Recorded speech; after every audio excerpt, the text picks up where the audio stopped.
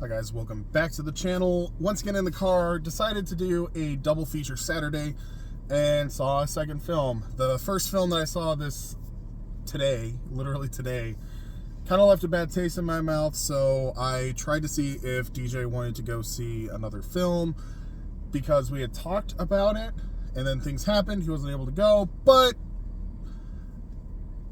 I kind of just wanted to get out of the house. I know, womp womp, sounds really lonely, but I digress. The second film I went to see today was none other than the Japanese-made film, Godzilla Minus One. If you aren't really familiar with this, it's probably the biggest film that came out this weekend, but it isn't an American release. It's literally made from a Japanese studio, and it was made for the 70th anniversary of the Godzilla movie franchise. Godzilla has been widely popular for a long time, kind of a cultural icon, and very much one of the most popular monster franchises to ever exist. I can talk a little bit more about it, but if you're already here, you probably already know that, and you are just wondering, is this film any good? On a scale of 1 to 10, I would give this film an 8. To be entirely just blunt about it, 8. It is a very well done film. It is very good. It hits a lot of really good points. That doesn't mean that it is without its issues. It's not a perfect film. It's not the best film of the year by any means, but it is enjoyable. It is interesting, and there is quite a lot that I can say just in regards to this film. But overall, I give it an 8 out of 10. I do highly recommend it. Take your friends or go by yourself. It benefits from being on the big screen with the big sound. So I 100% recommend this in theaters. If you are a fan of Godzilla, you're going to love this film. If you're a fan of monster films in general, you're going to love this film. Or if you're just in for a pretty fun, entertaining time and you're willing to read the subtitles, it is a very, very good film. So yes, 8 out of 10. I'm going to go ahead and start getting into spoilers. But before I get into spoilers, if you like reviews, if you like knowing kind of what's going on in the movie theaters, every week we do a new movie review. We try to pick films that are popular and going to be in theaters and most people are going to watch, but we also are literally going as an enjoyment. So we usually pick films that we're interested in. We're big fans of movies. We're big fan nerds. We are not paid by studios or anything like that. So what you are getting from us is a genuine 100% audience review. We give it a quick 1 to 10 like I just did. We talk some details and then we get into juicy spoilers. And because there's usually 2 of us, we usually have different things that we focus on. So if you like that idea, be sure to like this video and subscribe to this channel. We do those every week and we try to release them every Saturday. We also do content related to bad movies, good movies, and we try to keep up to date with different things that are going on in the entertainment world through a podcast that we do. We also have a Facebook page if you're interested at Entertainment Rebooted. Otherwise, be sure to leave comments, let us know how we're doing, give us feedback in the comments, and I'll continue on with this review and with spoilers. So, spoilers.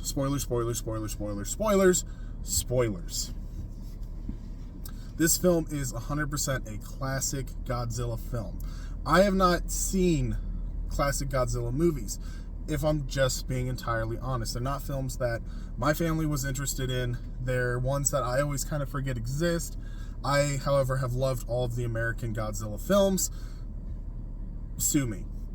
But I've always enjoyed the new Godzilla films and things like that, yet I am familiar enough with the classic Godzilla monster movies and stuff like that to know that this film is paying homage to it very, very well. The story is very simple, but it is very good. So we follow a failed kamikaze pilot, so he's already feeling like complete shame. The war is not over for him kind of thing because he literally failed in his one mission. He cowered it out, landed on this small island, and that small island, the night that he quit his mission, his suicide mission, the island is attacked by Godzilla. This mythical monster that you could tell is coming because of deep sea fish start popping up on the surface of the ocean, and Godzilla attacks this island and kills everybody at this Japanese mechanic outpost, except for him and a mechanic. That mechanic just resents him and presents him the photos of all of the other mechanics that died and said, because of you and because you didn't stand up for us, we all died, and it's your fault. He goes back home and he finds out that his family died in the air raids that took place on the main island, and his neighbor knew that he was a kamikaze pilot, so she declares him a disgrace. Through the course of this introductory thing, he runs into a woman who is stealing to try to provide for herself and a small child. That small child turns out to be another orphan whose parents died in another air raid. So she is taking care of a child that is not her own. They make this like makeshift family, but our main character, the kamikaze pilot, is not willing to marry her or like make it an official family because he feels that he is not honorable enough and his war is not over. Not just, you know, like physically out there with Godzilla, but internally as well. Godzilla returns and he devastates a town in Japan, and a lot of different things happen. There's a lot of great details. I don't want to go through the entire film with you guys. It is just really worth watching.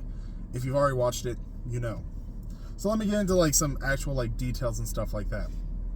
The cinematography in this film is really good. The graphics are really, really good. There's parts in it, obviously, where they kind of like struggle a little bit, but it makes sense that they struggle because it's things that like literally everybody struggles with when it comes to doing large amounts of CGI to imitate this terrifying giant monster that we literally have never experienced something like that. But they do a wonderful job. Whenever Godzilla is on the screen, it is terrifying because you feel the desperation of these people as it's literally slowly walking towards them and crushing everything in its path.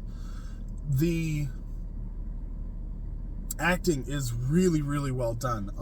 It's hard for me to really judge if somebody's being too stiff or not being too stiff because it is in Japanese. But with the subtitles and everything like that, the emotion is really well felt. It just feels kind of like a stereotypical Japanese anime kind of feel. But I guess that's just Japanese filmmaking. All of the side characters are really interesting. Some of them are a little bit tropey, but it's actually like a fun kind of trope.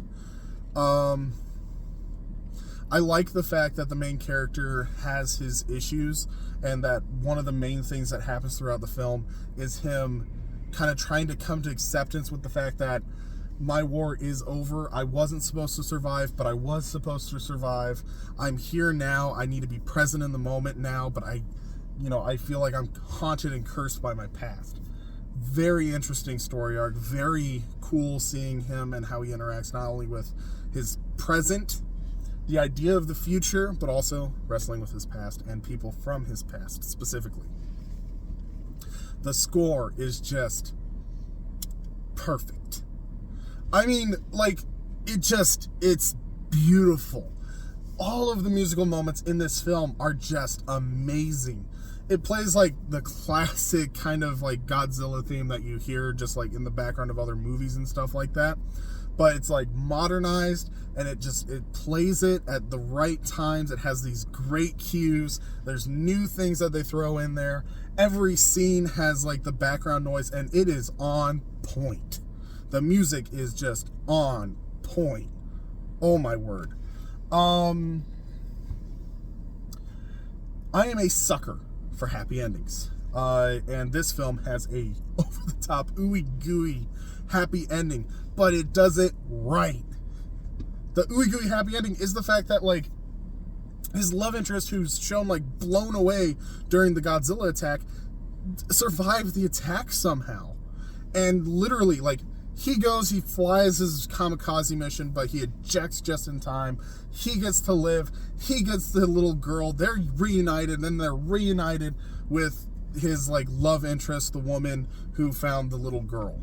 And she survived the attack, and all of these things kind of work out, and they're supposedly, you know, live happily ever after. Love happy endings.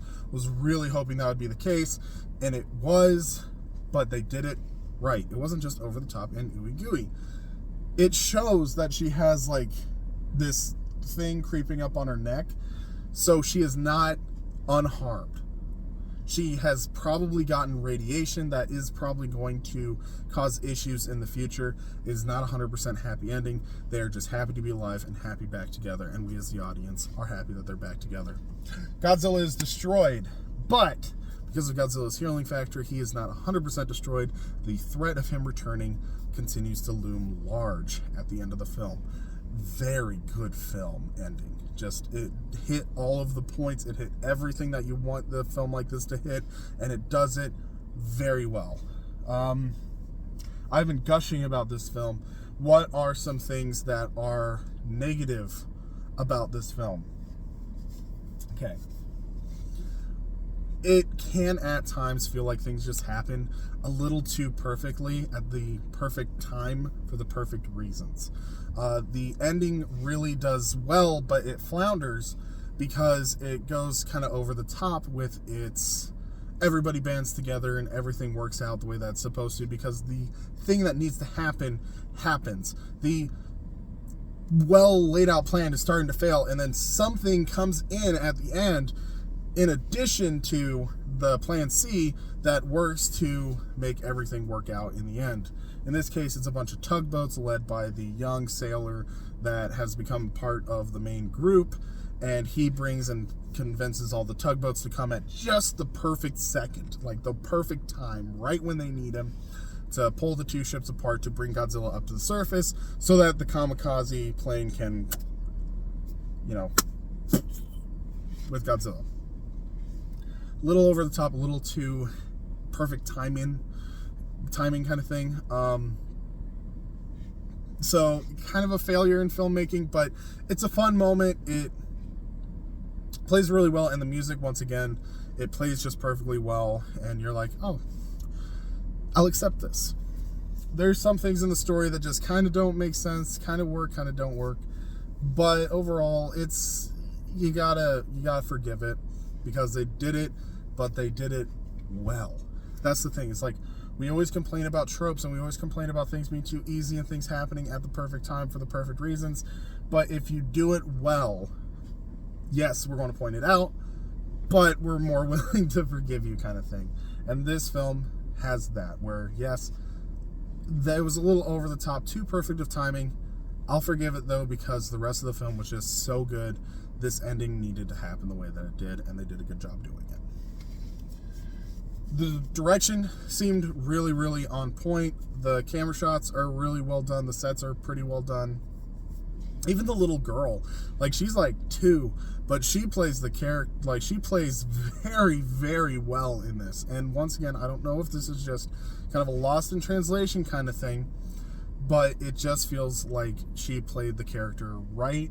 It's pretty clear that at 2, she doesn't understand like the difference in crying, so she cries the same way that like a 2-year-old that's lost its toy would cry, but she's 2, so once again, you gotta kind of forgive it.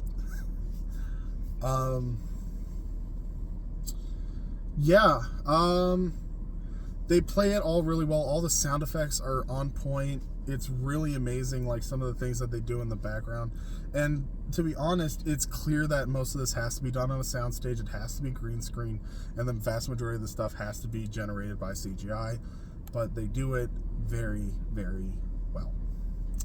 Just overall, probably one of the better films of this year. It's definitely the best film I've seen by myself this year. High kudos, 8 out of 10. If you're going to watch it, watch it. You're not going to regret it. I think that I'm done here. So, thank you guys so much for watching. Once again, please leave a like. Let me know what your thoughts are down in the comments below. Subscribe if you haven't already still, and ring the bell for more notifications. And I will see you guys in the next video. Thank you so much for watching.